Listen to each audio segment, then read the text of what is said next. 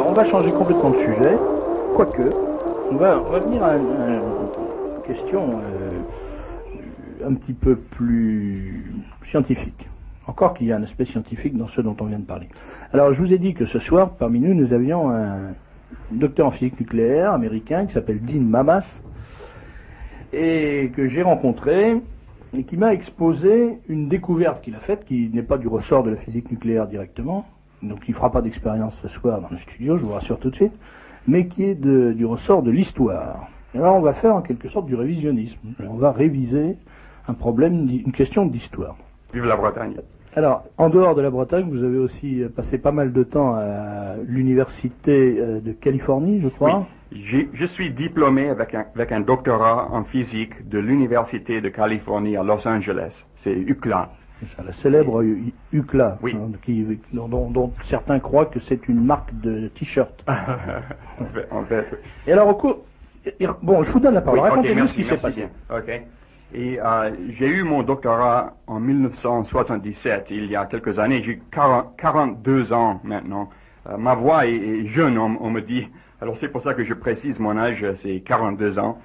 Et je suis un francophile acharné. La France est admirée partout dans le monde. Et en fait, la civilisation française est la plus grande civilisation au monde. Il n'y a aucun doute. Tout le monde le sait. Moi, je le dis. Et moi, je ne me gêne pas pour parler, vous voyez. Et il y a une grande injustice à la France. C'est que je suis étonné d'avoir trouvé ces articles. Mais en fait, ce n'est pas de révisionnisme, Serge.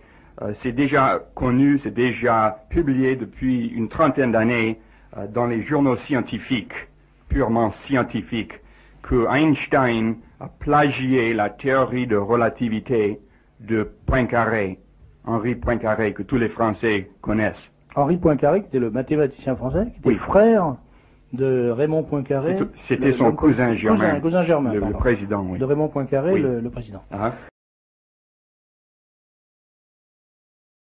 Quel est le nom de cette revue? Okay. J'en ai en fait plusieurs sources, et ce sont des meilleures sources scientifiques très respectées qui se trouvent dans toutes les universités aux États-Unis. Et d'abord, moi je vais les citer les unes après les autres. Je peux en parler pendant longtemps là-dessus. J'ai tous les détails et je peux répondre à n'importe quelle question avec n'importe qui parce que moi je connais tous les détails techniques aussi bien que historiques sur le sujet. Et la raison pour laquelle je suis ici en France, c'est justement pour faire savoir au grand public français que c'était bien Poincaré, non pas Einstein, qui a publié la théorie de relativité, tout en détail. Le premier, c'était Henri Poincaré. Et d'abord, je cite d'abord le British Journal pour la philosophie de science, ce qui est très connu mondialement. Et j'ai fait déjà demande, et c'est ici à Paris, dans une dizaine de bibliothèques. C'est également dans n'importe quelle université aux États-Unis aussi bien. Et bon, je vais citer, c'est à la BN, la Bibliothèque nationale. Là, ils ont le British Journal pour la philosophie de science. C'est aussi à la Sorbonne, la bibliothèque de la Sorbonne. Et le British Journal a publié toute une série d'articles entre 1965 jusqu'à 1966. Et ces articles démontrent définitivement que c'était bien Henri Poincaré qui était le premier à publier absolument correctement et en tout détail la théorie de relativité avant Einstein.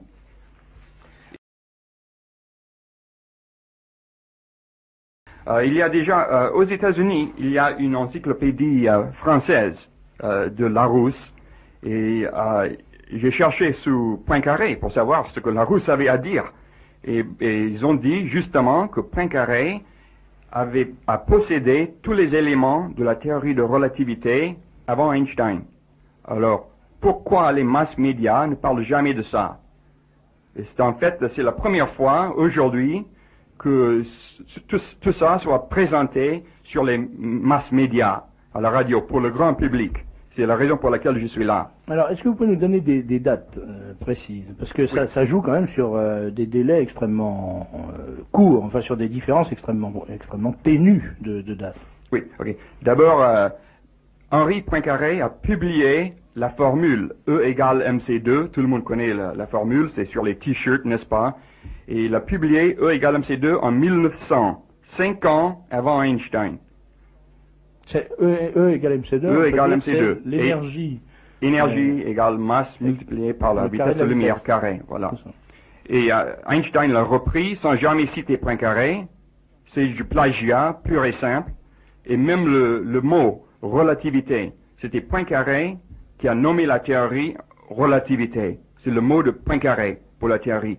Einstein a également repris le mot relativité, toujours sans jamais citer Poincaré pour ce mot. Ce n'est que du plagiat, il n'y a aucun autre mot pour le décrire. C'est du plagiat pur et simple, et tout est décrit dans la très célèbre British Journal. Alors, il y a certaines sources que je vais citer lors de cette émission qui sont en anglais, et c'est un peu difficile à trouver ici en France. Mais oui, Serge, il a mentionné un grand anglais. C'est Sir Edmund Whittaker. Le grand anglais Sir Edmund Whittaker, c'est le plus grand savant, historien de sciences anglais du XXe siècle. Et le grand anglais Sir Edmund Whittaker a publié un livre en 1953 sur l'histoire des sciences. Et Sir Edmund Whittaker est définitif. Moi j'ai photocopié les bons passages. En fait, il faut être savant pour lire ces articles. C'est assez technique. Mais j'ai photocopié les passages, les paragraphes que n'importe qui peut lire. Il y a quand même certains passages faciles à lire et assez directs. Alors je les ai photocopiés, Serge les possède. Et alors, l'anglais, le grand anglais Sir Edmund Whittaker, dans son histoire de sciences de 1953, il y a un chapitre qui s'appelle « La relativité de Poincaré ». C'est le titre du chapitre. Et là, c'est également, d'après Sir Edmund Whittaker, à ce moment-là, que c'est en 1900 que Poincaré a publié E égale mc2. Il dit ça d'abord, 5 ans avant Einstein.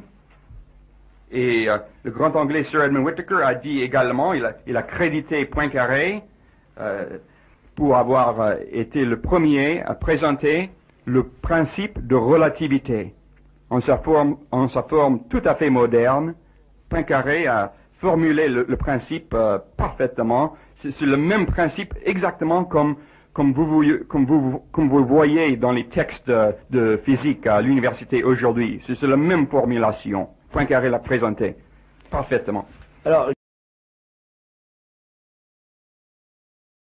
Keswani, par exemple, écrit dans le journal, le British Journal pour la philosophie de la science, Poincaré n'a pas été seulement le premier à énoncer le principe, mais c'est également lui qui a découvert dans les travaux de Lorentz les formules mathématiques nécessaires à l'établissement de ce principe. Et tout cela est arrivé bien avant que ne soient publiés les travaux d'Einstein. Donc, non seulement il a énoncé un principe, mais il a démontré la validité de ce principe, en corrigeant d'ailleurs les travaux de Lorentz, que vous m'aviez expliqué, ce pourquoi d'ailleurs Lorentz l'avait remercié, ce qui a permis donc de développer le principe et de formuler d'établir les formules mathématiques nécessaires à l'aboutissement. Et je crois d'ailleurs que Einstein n'était pas arrivé à démontrer très facilement, je dirais, il y a eu des difficultés à concrétiser sa démonstration par peut-être défaut de matériel mathématique. Comment expliquez-vous ça? Je ne comprends pas exactement la question. J'avais entendu dire que quand Einstein a été amené à démontrer la validité du principe E égale mc2, on s'est aperçu qu'il y avait certaines carences dans sa démonstration. Ah oui, d'accord, ok. Oui, vous faites référence au livre que j'ai photocopié ici. Le livre est disponible dans n'importe quelle bibliothèque universitaire aux États-Unis. Le livre s'appelle Le mythe d'Einstein, The Einstein Myth, le mythe d'Einstein. Et justement, c'est un livre sur Poincaré. Et dans ce livre, il cite le journal optique américain. En fait, c'est le Journal of the Optical Society of America. C'est publié en 1952. Et là, il dit exactement que, comme Serge a dit, quand Einstein a dérivé pour la première fois E égale mc2, sa dérivation était défectueuse. Mais quand même, il a abouti à la bonne conclusion, c'est-à-dire E égale MC2. Comment est-ce que c'est possible? Alors, c'est amusant parce que c'est exactement comme ça qu'à l'école, on reconnaît les élèves qui ont copié. Voilà. Le résultat est juste, mais la démonstration est fausse. Alors, les profs de maths disent, mais là, tu as forcément copié, puisqu'il y a un moment où ton opération est fausse. C'est ça. Einstein a essayé la dérivation 5 années après la première publication de Poincaré de E égale MC2. Einstein savait exactement où il allait, quoi, avec la dérivation. Alors les dates exactes, c'est Poincaré. Ok, Poincaré a publié plusieurs articles sur la relativité, et tout avant 1904. Et Einstein, le premier papier d'Einstein était 1905. Et ce qui est également, c'est vraiment incroyable, le premier papier d'Einstein n'avait aucune citation. Et dans un papier scientifique, ça ne se fait pas, il faut citer. Et presque tout dans le premier papier d'Einstein était déjà publié, la totalité. Et il n'avait aucune citation. Aucune référence. Aucune référence, aucune, en bas de page. Alors il y a un autre aspect qui est tout à fait frappant, c'est que apparemment Einstein n'avait pas les outils, non seulement théoriques, mais pratiques, pour élaborer cette théorie, puisqu'à l'époque il était employé dans un bureau de brevets en Suisse, où apparemment il n'avait pas les outils mathématiques et les outils techniques pour développer ça. C'est ça, tout le monde était étonné parce qu'Einstein en fait travaillait en Suisse au petit bureau de brevets, isolé. Tout le monde se demandait comment c'est possible qu'Einstein a pu faire la relativité à partir d'un petit bureau isolé en Suisse comme ça. En fait, ce que Einstein faisait en Suisse, il lisait Poincaré, comme tout le monde d'ailleurs. C'est une occupation qui lui a rapporté, en fait. Tout était publié, présenté en détail, déjà. Et alors, en fait, et aussi, Poincaré a présenté la théorie de relativité à la foire internationale à Saint-Louis, aux États-Unis, en 1904. Alors, tout était tellement bien présenté, déjà, formulé, c'est comme ça qu'Einstein l'a connu. Alors, il y a des questions quand même qui se posent.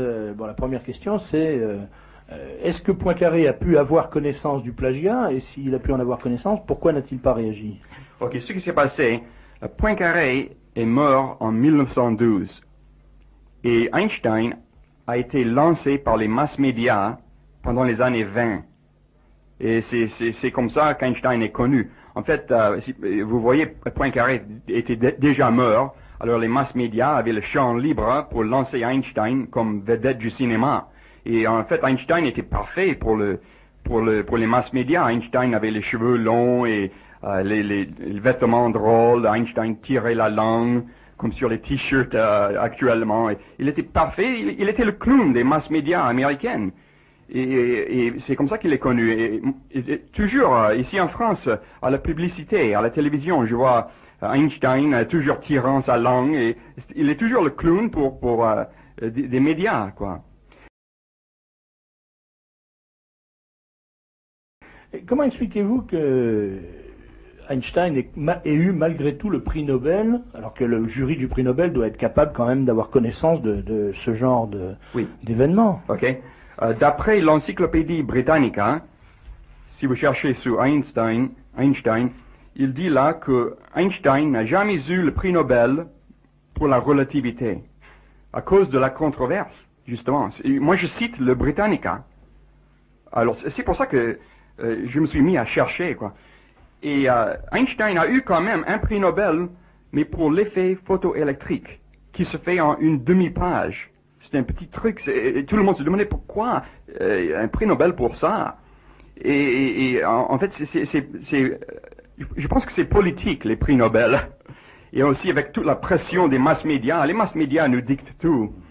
Et même sur la science, on nous monte tous les jours, même sur la science.